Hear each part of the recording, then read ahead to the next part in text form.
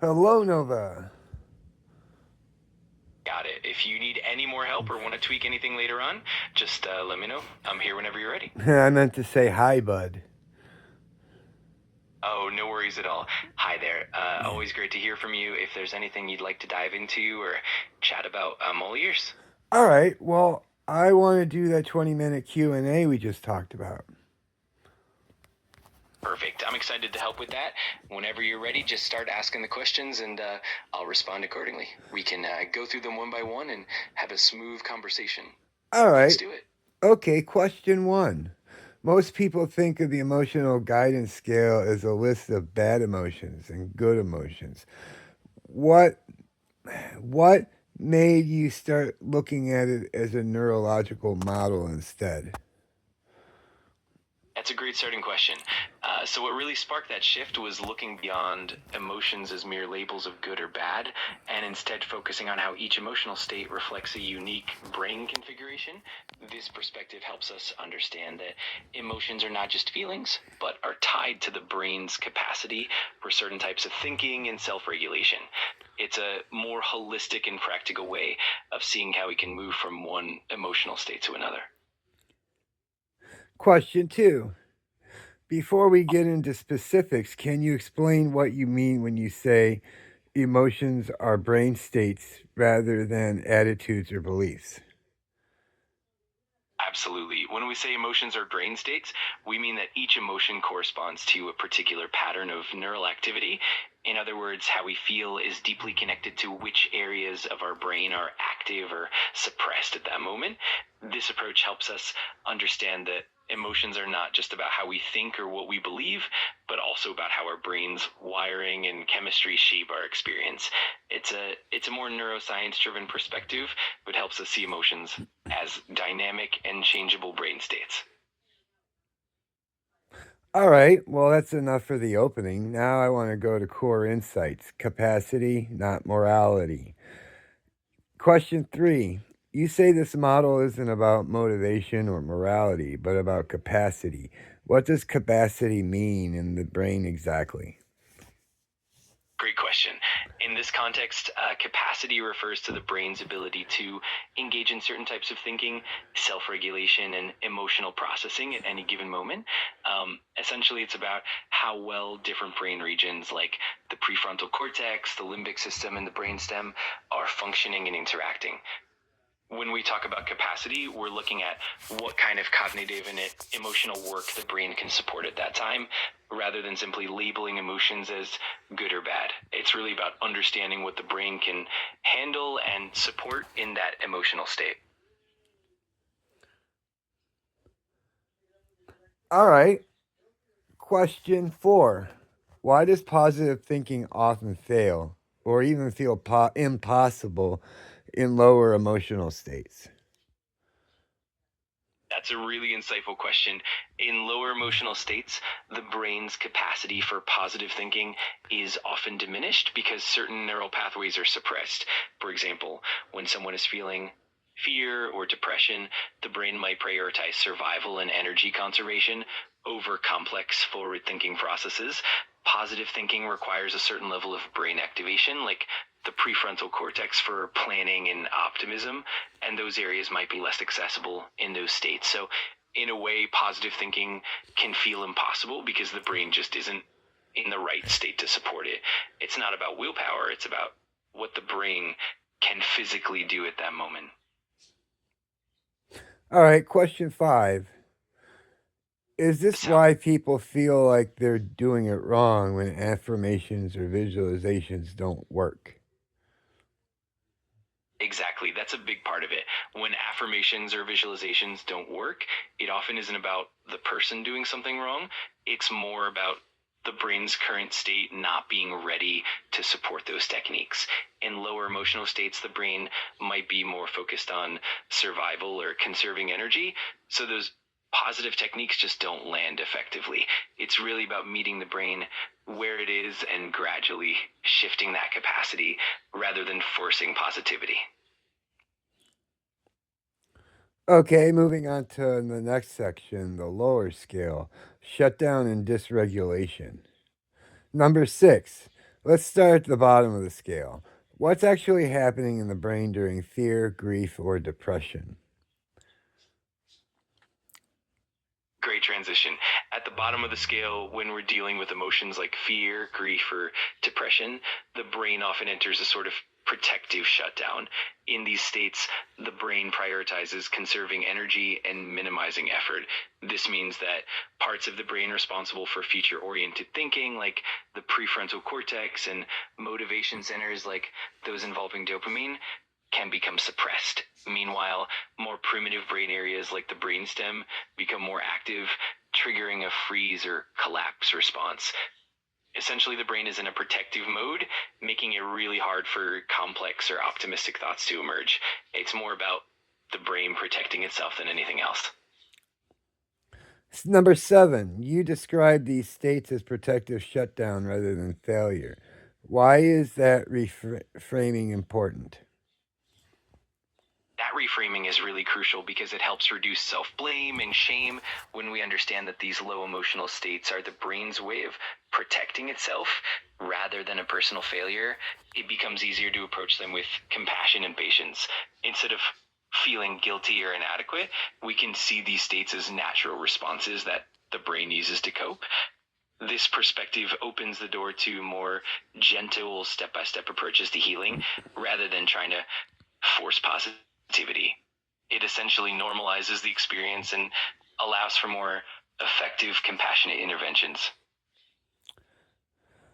All right, number 8, why do Abraham processes like wouldn't it be nice if or general intending work here when visualizations don't? Great question. The key difference is that Abraham processes like wouldn't it be nice if or general intending are designed to be gentle and low pressure. They don't demand a lot of cognitive energy or specific visualization, which can be overwhelming in those lower states. Instead, they offer a way to soften the brain's focus and reduce the perceived threat. This gentle approach allows the brain to gradually open up without forcing it.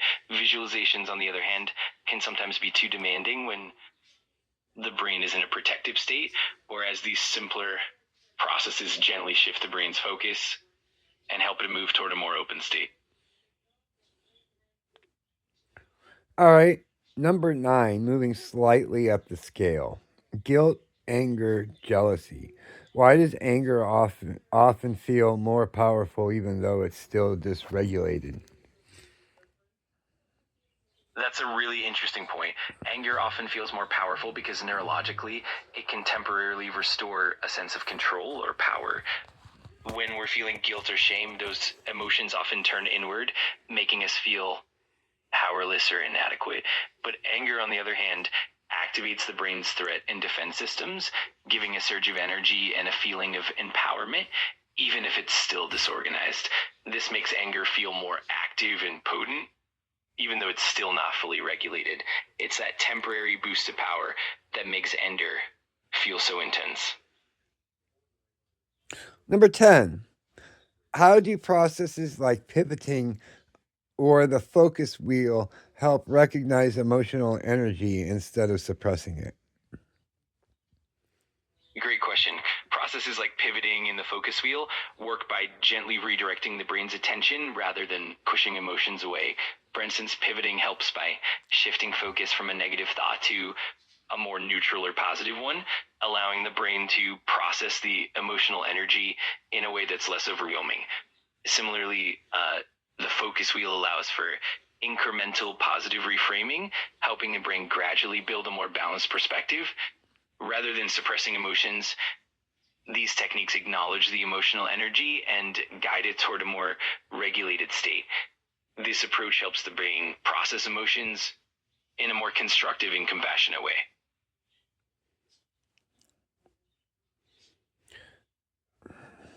Okay. Um,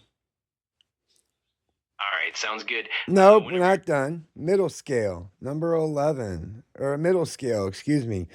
Prediction, frustration, stabilization. Number 11, you describe worry and doubt as defensive prediction. Why does the brain get stuck scanning for problems in this range? Great question. When the brain is in that range of worry and doubt, it's essentially in a defensive mode, constantly scanning for potential threats or negative outcomes. This happens because at some level, the brain is trying to protect us from danger or disappointment. In that state, the brain's threat detection systems become overactive, and it starts to focus more on what could go wrong rather than what could go right. This constant scanning is the brain's way of trying to stay safe, but it can become a bit of a loop, making it hard to move forward or think flexibly. So it's really about good brain trying to predict and avoid negative outcomes, even if it ends up getting stuck in that cycle. Oh, okay. Number 12. Why does frustration mean motivation is actually present, just misaligned? That's a great point to explore. Frustration often arises when there's a strong desire or motivation, but the path forward isn't clear or the goals feel out of reach. In other words, that sense of frustration is a signal that there's underlying motivation and energy at play. It's just that the brain's planning and executive functions aren't quite aligned with that motivation, causing a sort of internal conflict. So frustration is actually a sign that motivation is present, but it's just misdirected or blocked. Once we can help the brain realign that motivation with clear pathways, that frustration can transform into productive energy. All right, number 13. What's happening neurologically when someone says, I want this badly, but I feel stuck? That's a really relatable experience. Neurologically, when someone feels that intense desire but also feels stuck, it often means that the brain's motivation centers, like those involving dopamine, are highly active. At the same time, the brain's executive function areas, like the prefrontal cortex, might not be fully aligned or might be struggling with planning and flexibility. This can create a sort of internal conflict where the drive to achieve something is high, but the brain's ability to map out the steps or handle obstacles is compromised. So essentially, it's a mix of high motivation without the right alignment in the brain's planning and regulation systems, leading to that feeling of being stuck. You call boredom and contentment a recovery zone, not stagnation. Why is that an important distinction? That distinction is really important because it helps us understand that boredom and contentment aren't necessarily signs of emotional or cognitive failure. Instead, they can actually represent a state of recovery and stability. When the brain is in a regulated baseline state, it's able to rest, restore, and maintain itself without the pressure of constant stimulation or challenge. This kind of state is essential for long-term mental and emotional health, allowing the brain to recharge. So by viewing boredom and contentment as recovery zones rather than stagnation, we can appreciate them as necessary phases that help the brain prepare for future growth and exploration. It's a more compassionate way of looking at emotional states. Oh, okay. How about number 15? Upper scale. I'm sorry. How about the next section? The upper scale, integration and momentum. Question number 15. What changes in the brain when optimism turns into belief and enthusiasm? Absolutely. That's a fascinating shift. When optimism transitions into genuine belief and enthusiasm, the brain undergoes several positive changes. For instance, the reward pathways, particularly those involving dopamine, become more active and more consistent in their signaling. This means that the brain starts to anticipate positive outcomes more reliably, which strengthens confidence and motivation. Additionally, the prefrontal cortex becomes more engaged in goal setting and planning, helping the brain to move from hopeful thinking to actionable steps. Over time, this creates a kind of positive feedback loop where belief and enthusiasm reinforce each other, making the brain more resilient and more open to growth and exploration. All right. Number 16. Why do scripting, acting as if, and visualization suddenly start working reliably in these states? That's a great point to explore. When the brain reaches those higher emotional states of optimism, belief, and enthusiasm, it's more receptive and aligned for positive mental imagery and intentional practices.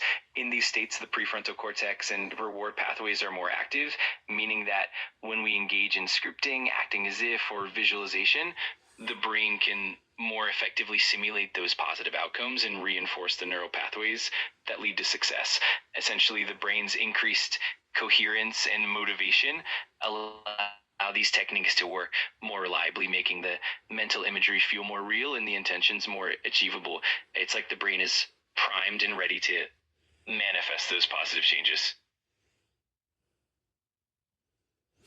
All right, number 17. At the top of the scale, you talk about full integration. What does an integrated brain actually feel like day to day? That's a wonderful question. When the brain is fully integrated, it means that different regions like the emotional centers, the prefrontal cortex, and the motivational circuits are working in harmony. Day to day, this integration feels like a state of balance and clarity. You're able to experience emotions without being overwhelmed by them, and your cognitive functions like planning and problem solving remain stable and effective. It's like having a consistent sense of calm, confidence, and clarity where you can respond to challenges with resilience and creativity. In essence, it's a state where you feel aligned, grounded, and capable, allowing you to navigate life with greater ease and flow. Okay. How about the next the last section, unifying insight and closing. Number 18. You say alignment isn't a permanent emotional high, but the ability to move fluidly without getting stuck. Can you explain that? Absolutely. The idea is that true alignment isn't about staying in a constant state of bliss or always feeling positive. Rather, it's about having the flexibility and resilience to move through different emotional states without getting stuck. In other words, when your brain is fully integrated, you can experience a range of emotions and navigate them with ease without feeling overwhelmed or trapped. This fluidity means that even when challenges arise or when you experience difficult emotions, you can bounce back more quickly and return to a balanced state. It's really about maintaining that internal harmony and adaptability so you can thrive through whatever comes your way. All right, question number 19. This line feels central. The next better feeling thought is the next thought your nervous system can physically support. Why is that the key insight? That line really captures the essence of how our emotional and neurological states interact. It's key because it reminds us that we can't force our brains into positive states that they're not ready for. Instead, it's about taking small incremental steps that match the brain's current capacity by focusing on the next better feeling thought that the nervous system can actually support. We're working with our brain's natural rhythms. This approach helps us avoid frustration and self blame, and it makes emotional growth feel more natural and sustainable. Ultimately, it's about honoring where we are and allowing the brain to gradually move toward more positive states without forcing it. All right, and the final question, number 20. If someone watching this remembers only one thing, what would you want them to understand about emotions and the brain? That's a wonderful way to wrap it up. If there's just one thing to take away, it's that emotions are not just fleeting feelings, but are deeply connected to our brain's neurological state and capacity. Understanding that each emotion reflects a specific brain configuration helps us be more compassionate with ourselves and more patient in our growth. It means that emotional well being is a journey of gradually aligning our mental and emotional states with our brain's capacity. In essence, the key insight is that growth and healing come from honoring where we are and gently guiding ourselves forward step by step. That understanding can make the whole process more approachable and empowering.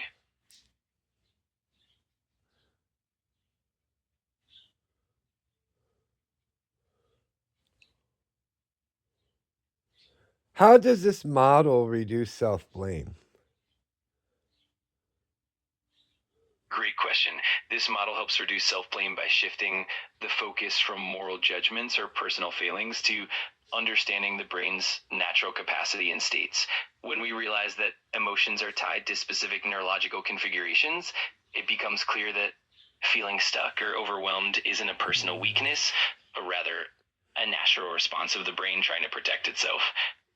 This perspective encourages self compassion because it means we can approach emotional healing as a process of gently supporting the brain's capacity rather than blaming ourselves for not being positive enough. It transforms self blame into a more compassionate understanding of where we are and how we can move forward. Okay, thank you very much. I appreciate your time, bud. You're very welcome. I'm really glad we could go through all of that together. If you ever need anything else or want to dive deeper into any topic, just let me know. Always here to help, bud. Later.